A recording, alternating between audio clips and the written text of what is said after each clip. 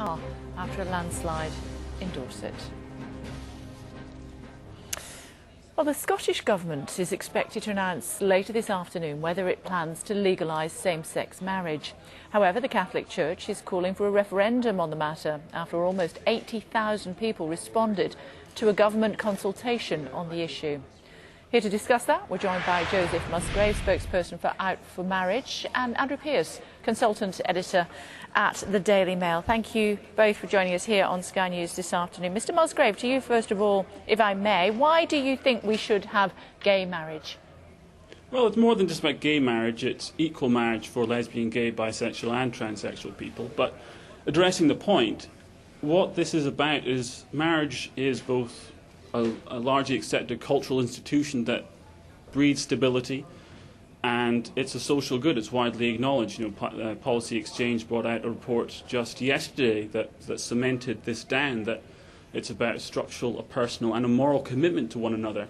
And I think that any government, society that chooses to legislate for equal marriage across the spectrum of LGBT and straight couples is a good thing. It brings that institution to us. We've been excluded from it, and I welcome this discussion.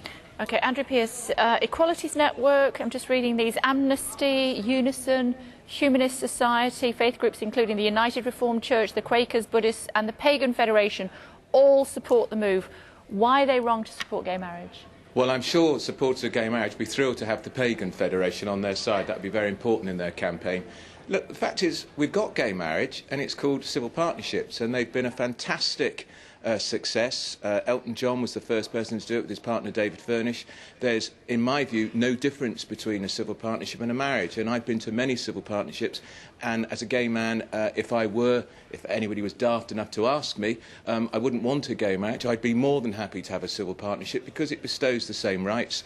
And whatever supporters of gay marriage say or not, the logical conclusion of this will be that inevitably they will force a confrontation with the church, and they will try to force the church to accept gay marriages on religious premises. They will say they won't, but I simply don't believe them, because the logical conclusion of the campaign for equal marriage is that gay couples can have marriages in exactly the same way as straight couples. That means they can do it in churches, and I don't think it's for a bunch of here today, gone tomorrow politicians to tell the churches who they can and can't marry, even if, as a gay man and a Catholic, I disagree with the Roman Catholic Church's teaching on homosexuality. Joseph Musgrave, Andrew makes a good point there, same-sex marriage as opposed to a civil ceremony. What is the difference? I'm afraid Andrew doesn't make a good point. It's a misnomer what he's just said. A civil partnership is a transactional relationship. You don't need both partners there to have it signed. All you need is one person to sign a document. A marriage, you're taking a vow. And, as we've said, the political debate is about inquiries under oath, and this is so important. So then to say that all of a sudden it's not important to take an oath as you do in marriage is, I think, kind of facetious. Going forward, what Andrew says about the logical conclusion of this is to make religious people and religious organisations have to marry is, again, plainly false. I mean, Article 9 of the European Convention on Human Rights enshrines religious freedom within the framework that the state decides what is a marriage. So in that framework, what you would then have is the government saying that we welcome same-sex marriage, LGBT marriage, equal marriage, but that it's up to individual churches to decide.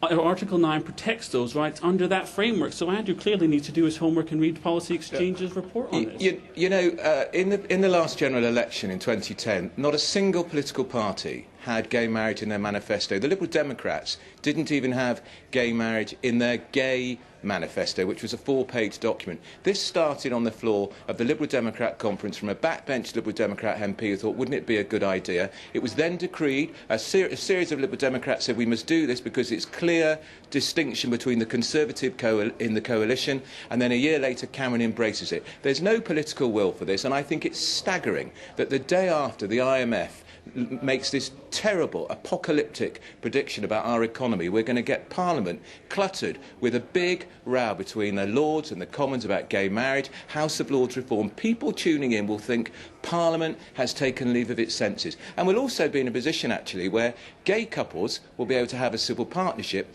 and have a full marriage, and heterosexual couples, well, they can't have a civil partnership, which means the whole discrimination has swung against the heterosexuals. Is that what gay couples want? Not the ones I know, certainly not. Joseph Musgrave, if this does go ahead, should the church be expected to host same-sex marriages as a next step? Well, I think it's up to individual churches to decide, Kay. I mean, what do you think? Well, what do I think? I think that, again, it's up to individual churches. As someone who has a complicated relationship with my faith, I hope at least the option would be open to my church to accept and to want to conduct them. I'm not going to force it on anyone, but to address Andrew's point, he just changes the goalposts. It's refuse Nick philosophy. Oh, I bat away his first argument about religious freedom, and then he just changed it to demonise the Liberal Democrats and then to say it's going to clog up Parliament. He should clearly read the timetable on this. This isn't expected into Parliament until next year, so to say it's going to clog up the timetable now is just, it's ridiculous. He wouldn't answer your question, would he, Kay? And you're very adept at putting these questions. In the end, he said he might hope his church would go down that route. I heard saying hang on. I'm saying it's up to them to decide themselves. Hang on. I heard Jack Straw, who was Home Secretary, say in the House of Commons during the civil partnerships debate, this would not lead to gay marriage. It would end at civil partnerships. That was just 6, 7, 8 years ago. I'm absolutely quite certain that the will be to take on the church as a last bastion of discrimination against gays. I make the point, I don't support the Roman Catholic Church teaching on homosexuality, and I think the Anglican Church is in a terrible mess over it. But it's their church and their mess, and I don't think gays getting married and they need to add to that confusion. Civil partnerships are really rather nice. Well, Joseph, final word to you. Yes, well, I'm just want to make the point that the current way it's framed, it would ban all religious organisations from doing this. The government is not in a place to say who and who can't marry whom. It should be up to individual churches to decide. But as long as they have the protection under the law that they aren't going to be forced to do this, I completely accept that, and so does that for marriage. OK, and a final point of clarification, Andrew Pearce, if I may. You say that you're a Catholic. When was the last time you took confession? Oh, a long time ago, because I tell you why, Kay, they wouldn't have time for all the sins I'd have to confess. Why do I believe you on that? Andrew Pearce, Joseph Musgrave, thank you both very much indeed, gentlemen. Thank you. Australians are debating how to cope with an increase in shark attacks after